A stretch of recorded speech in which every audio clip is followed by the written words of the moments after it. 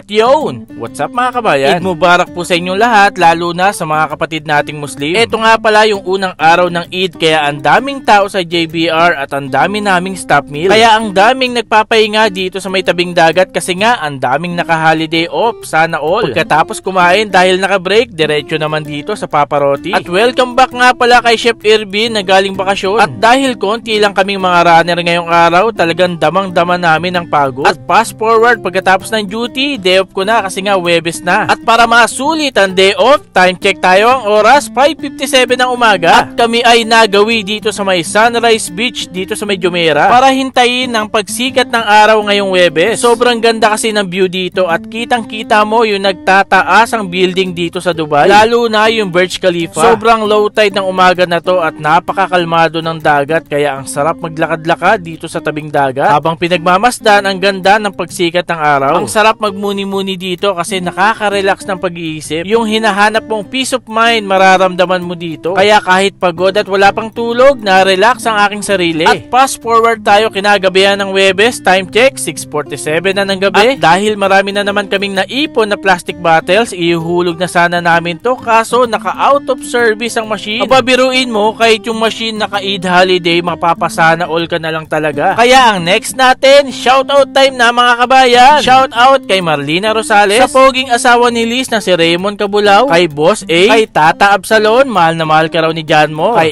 MBTC, kay Frank Dagbay, at kay Waldo Rocha ng Ajman. At kung umabot po kayo sa part na to, comment mo nga dito kung nasan lugar kayo ngayon. Maraming salamat po sa panonood at God bless po sa inyong lahat.